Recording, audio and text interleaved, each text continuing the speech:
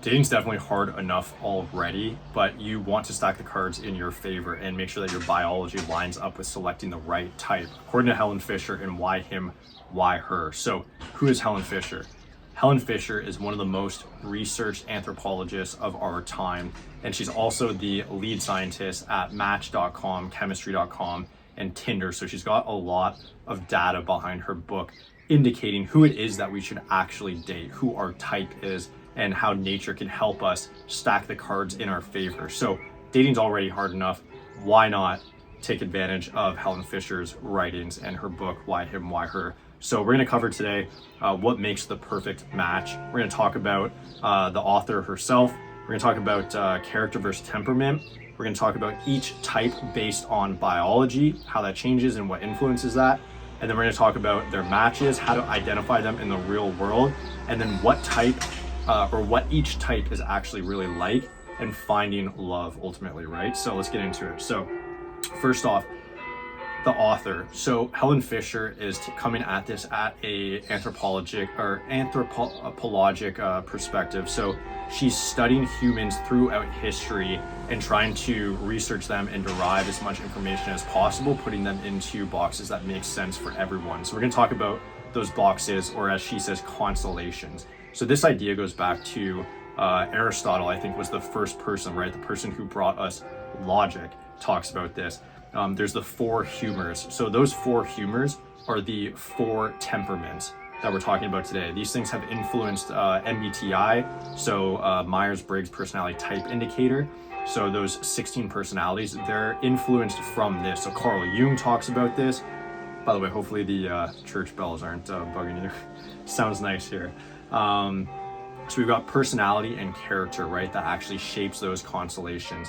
And so Helen Fisher found that by studying people, now that we have more data for this, we can actually point to our biology influencing, building our temperament. So she says that character is something that stems from our experiences, so our world, our environment, from other people, from expectations, from influences and things like that. Whereas temperament, on the other hand, is from our biological tendencies, and those biological tendencies are influenced by hormones. So we're going to talk about the four types, and we're going to talk about the four types of hormones that influence those types. So let's get into the constellations and each of those four primary types. So there's explorers. And explorers are high in levels of dopamine. Then you've got builders, and builders are high in levels of serotonin. And then you've got directors, and directors are high in levels of testosterone. And then you have negotiators, which are high in levels of estrogen. So when you put that all together, you start to realize that it makes sense if you think about high testosterone people, right? So you can already start to kind of build a bit of a picture around what this type of personality or this type and match would essentially look and sound like. Think of high testosterone people. Those are directors, right? So high risk takers, people that are probably low in empathy, but really ambitious, for example. Then you have builders. So builders are people like you think of your friends, the ones who have settled down early. They started a family. They're starting to accumulate resources, right? Buying the home. Those are builders. Explorers are high in dopamine. That's your friend that can't seem to hold a job, wants to go traveling, is constantly backpacking in this place and that place. So, I mean, obviously explorer. And then you have negotiators, which are high in estrogen. So negotiators are more of like the nurses out there, the caregivers, or the people that are, when you hang out with them, all they want to do is talk about other people, right? They're gossiping, and they're more social creatures than say like a director. A director is more antisocial. So let's talk about which type each is most attracted to, because I mean, that's really why we're here talking about this, and this is what the whole book is about, is finding your match, right? So there's that saying that like birds of a feather flock together, but then there's the saying that like attracts like, or opposites attract. Like there's different philosophies for this, and the thing is that both sides of the argument are actually both right. So I'll explain. Explorers, for example, they want other explorers, right? So they're looking for playmates. They want to have fun. They want to explore together. They want to go on adventures. They, don't take life so seriously. They want to find someone that's compatible with that. It would be hard for an explorer to, land with a builder, for example, someone that just wants to stay home all the time. They're just like constantly working on building their life, on building their community, on building their family. They want to go out and have fun, keep it light, right? So then you've got builders. So builders are also attracted to other builders. So in this case, explorers and builders both want to line up and match best with, biologically speaking, with their own type. Where it differs is directors and negotiators. So directors, they want to land with they want to land with negotiators, and then negotiators want to land with directors. And the reason for that is that they both are more unbalanced than the former types, the explorer and builders. So explorers and builders are a little bit more like middle of the road, whereas negotiators are extremely high in degrees of empathy and being extremely social and wanting to talk about people all the time. And directors are the opposite. So they actually lack the most amount of empathy compared to the rest of the four types. They're the most antisocial. So they want someone that can bring out the we'll call them deficiencies. They're not deficiencies. You know, there's no wrong answers when it comes to your character and personality. But at the end of the day, they want to be kind of encouraged to shine a light on those parts that they wouldn't otherwise bring to the world, or activities they otherwise wouldn't engage in, or so they want to have that balance. Whereas on the flip side with negotiators, they like directors as well, because they're more meek, right? They're more quiet. They're more they're not as people will take advantage of them. People will walk over them because they're such caregivers.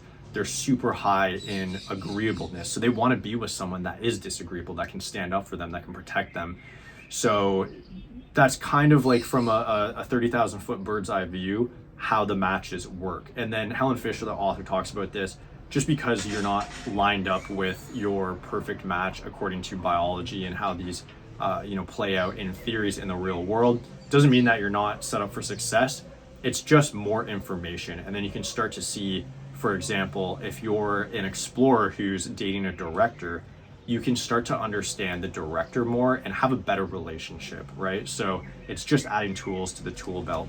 So I want to talk about different ways that we can identify these different personality types out in the wild, right? So one of the ways we can do this is the words that they use, right? So explorers will use words like adventure and spontaneity. They'll say things like passion.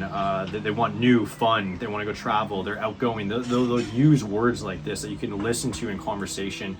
And the more they talk about these things, the more you can start building a little bit of a type around them, where you can go like, oh, maybe this person's an explorer. Whereas builders are more so family, respect, loyalty, trust, values, caring. So when you start hearing those words, like when you ask someone, it's like, hey, what motivates you? A lot of builders, for example, will say, well, family. I want to build my family. You want to say, hey, what motivates you to a director, on the other hand? They might say debate. They might say being like intellectually sharp. They might say that they don't know, they're just driven and they don't know why. So those are all words: intelligence, intellectual, ambitious, driven, challenge. Those are all words that directors will use a lot of the time. And then you have negotiators. So they'll use words like passion, heart, mind. They'll use sensitive, sweet, empathetic. So those are kind of, as you're having conversations with people, maybe you're on a date, maybe you're interacting with a friend group, and you start kind of thinking about this, and you go like, oh, I wonder what type this person is. So those are the words you can listen for and start kind of building a bit of a type from what you're hearing. So those are the words that each type will say, right? So, but another way that you can start listening for and start sort of understanding who is who in your friend group or on dates or whatever the scenario is, you can start understanding their interests, like what they're like, what they like to talk about. And then you can start tailoring your relationships around this. And what's cool about this is the book is really pointed towards dating, but I think it's one of the most useful books on personality, period. It's just really informative. It's got way more scientific backing than just about any other book outside of maybe H Factor of Personality. That's really strong when it comes to understanding each type. So some of the hallmarks of an explorer are the main one being curiosity. So explorers are very curious people. So they will have a ton of different interests. They'll do things like collect coins, comic books, stamps, rocks. Explorers are really poor at sustaining attention. So if they're not interested in the topic of conversation, they're not interested in whatever you're engaged in, if it's watching sports, if it's reading a magazine, whatever it is, they can't keep their focus on something very easily without jumping to something else. So those are kind of like the hallmarks of someone who's very dopamine driven, right? So you think of novelty constantly, right? These are people you have to be careful. There are people that are also addicted to social media because it's like constantly getting that dopamine hit. If you ever wondered why like some people are so much more just sucked into their phone all the time and other people just have a good handle on it, it's personality type and is driven by our biology. So directors, on the other hand, like you're not going to find them scrolling social media that often. So many explorers are so busy with their interests that they simply don't have the time to focus on critical deadlines until the last hour.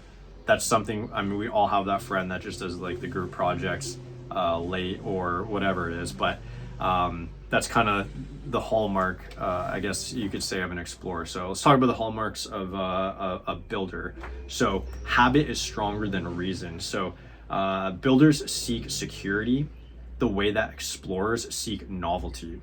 So these are the people that are very risk adverse. And so there's obviously, going back to thinking about estrogen, but they're really high in serotonin. So it's not that they lack a ton of testosterone and that they have a ton of estrogen. It's actually that serotonin is much more of it's a building block for like connection and for stability, for safety, for security. So that shows up in their personality type. So you think about these people, they're the ones that are like the most drawn to formal religion, right? They're the people that go to church every Sunday. They're the people that are much more deliberate and dutiful. They always think of burden as like it's a sign of virtue that they want to convey to the world, right? That's what's important to them, building up their community, building up the people around them, taking care of their family, taking care of others. These are really important values to builders. So let's get into directors. So directors are, they're more testosterone driven, right? So if you're exposed in the womb to a ton of testosterone, by the way, this is an interesting fact, you can actually tell by looking. So if you look at your fingers, you can tell the distance, the greater the distance of your ring finger, so my third finger here, to my pointer finger, the higher that someone is in testosterone. And that, again, is the biggest differentiator in personalities. So you can actually get a really good head start at looking at someone's hands to figure out their personality type, right? So in this case, directors, they have a huge gap. I have a couple of friends who are entrepreneurs, directors, and they have literally like a 1-inch gap between their ring finger and their pointer finger. So it's kind of an interesting thing to think about. But anyways, more about directors. So they believe in resourcefulness. So they're the type of people that say that it's like not about the resources you have, it's about how resourceful you are. That's like a cue to as a director. Directors can tolerate extreme isolation, so long hours alone, working in their deep work. They're happy to do it. This gives them a lot of fulfillment. And directors have no respect for diplomas, references, or credentials. They're the type of people that just like, they don't care what you can theoretically do or you've proven you can do in an institution. They're like the very anti-authority. They want to see that like your credentials to them are what you can actually do in the real world. So they're very action oriented and want to see things like in real time and space. So their main focus is knowledge. Testosterone correlates negatively with societal norms and standards. So they're a little bit more antisocial. So you can think of like a lot of people who have ASPD, antisocial personality disorder. They usually fall under the director archetype here. So they're quick to anger, which is something to look out for, and they lack empathy. So again, that's why they like being balanced out with negotiators. So after that, we've got the negotiator. So negotiators are their most, I guess you could say, like powerful tool that they have in their belt is intuition. So they can actually rely on their intuition in a way that other people can't. So if you can think of people in your life who say like, just like, I just have a bad gut feeling about this. For some people, like a director, that doesn't really say much. It's not as informative as the negotiator. The negotiator is much more attuned to their sense of intuition. So it's actually a huge benefit and a gift So again, which is nice because then you have that pairing, right? If you're in a relationship, the director can have someone in their life to provide that intuition to say, you know what, this just doesn't feel right. So it's important to listen. This is why it's so important to understand all these types, because you can then see the strengths of each, and then in a relationship you can really benefit from knowing, hey, I'm actually really bad at intuition. So it's like when my girlfriend, she's a negotiator, she tells me like, hey, you know what, I just have like a bad feeling about this trip or about this location or about whatever it is. I can listen to that because I know it's like, you know what, she's way more intuitive than I am, and I know that, so I'm gonna believe her. So let's get into a couple other things here with the negotiator. So when they intuit, they also feel that they understand in their gut. So it's like a deep gut knowing. If explorers trust their impulses and builders trust their values and directors trust their logic, negotiators trust their intuition.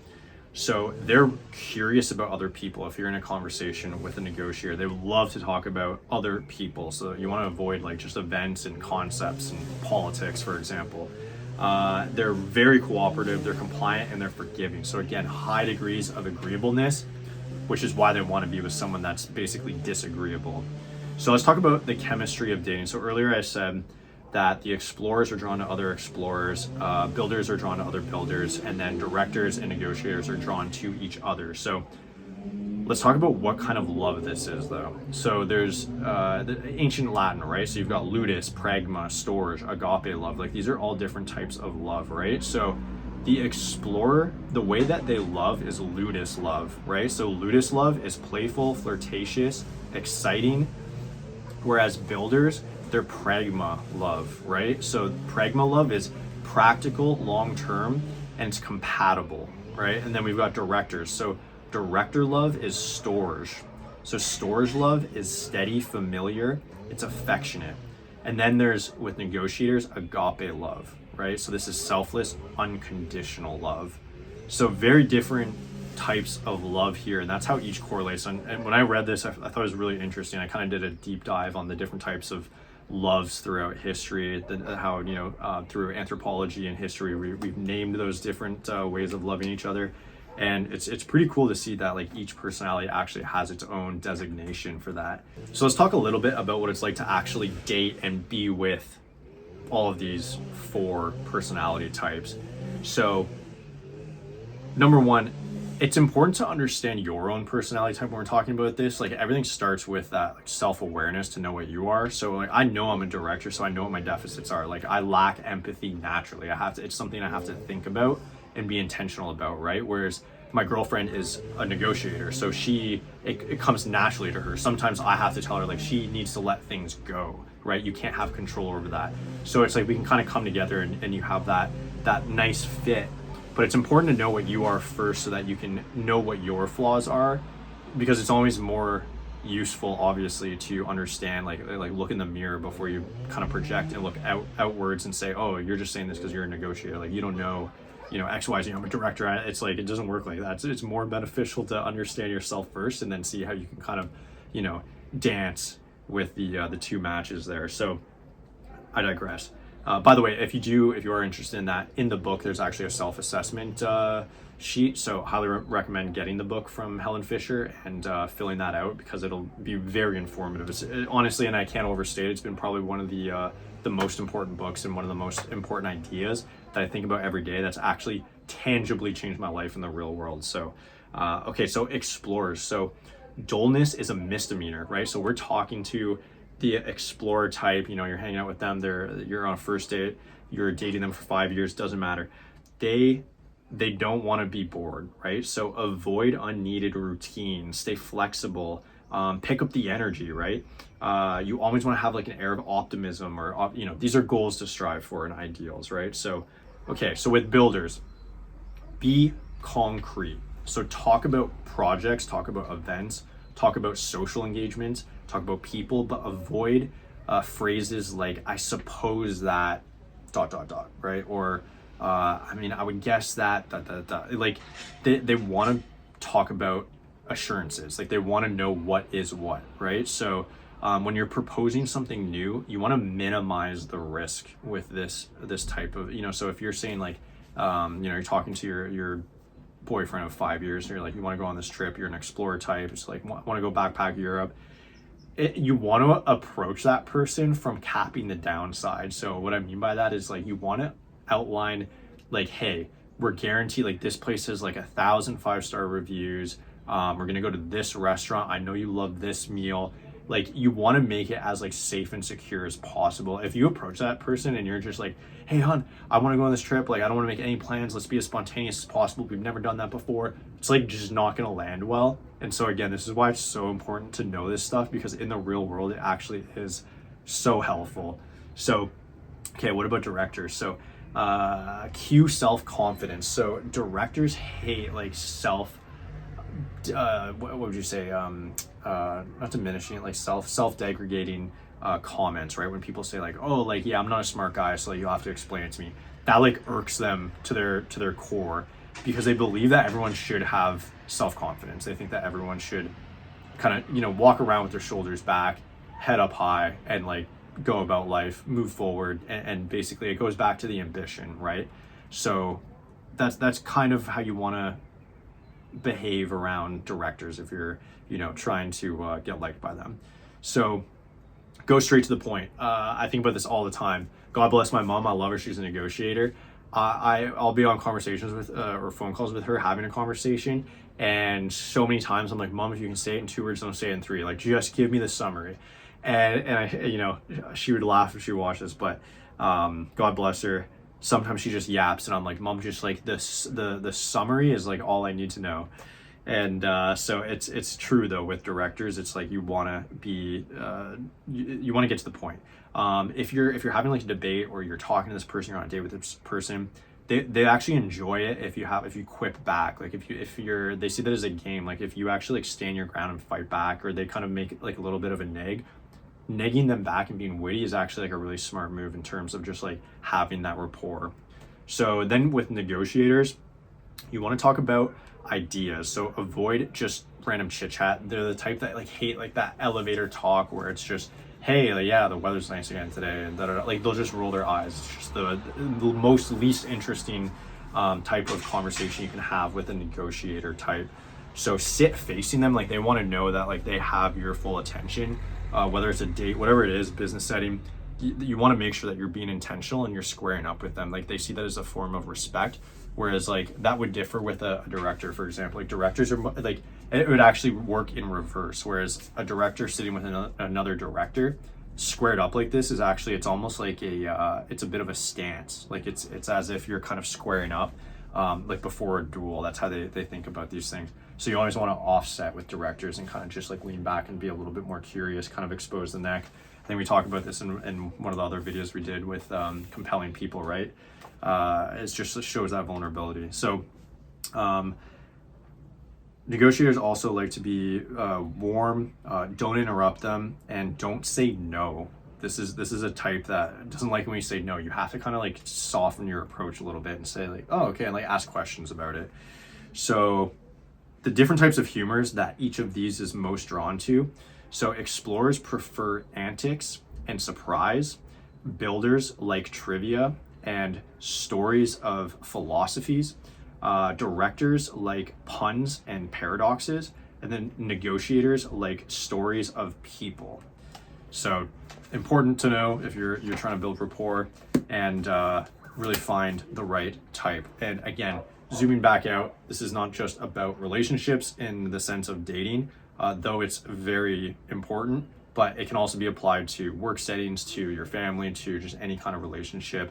I think it's one of the most useful books on relationships, and I almost feel like the title is just kind of like a little bit of a downplay on the importance of personality types, finding your match, and being able to apply it to just about every single aspect of your life. So again, if you haven't checked it out, Why Him, Why Her, Helen Fisher, crazy 10 out of 10, good book. I would say it's like top 10 books all time of like actionable, just like current books that I refer back to all the time. So definitely give it a try, fill out that self-assessment sheet, figure out what type you are, and then figure out what type you're most compatible with, stack the cards in your favor, and stop suffering out there in the streets, in the dating world. We'll see you in the next video.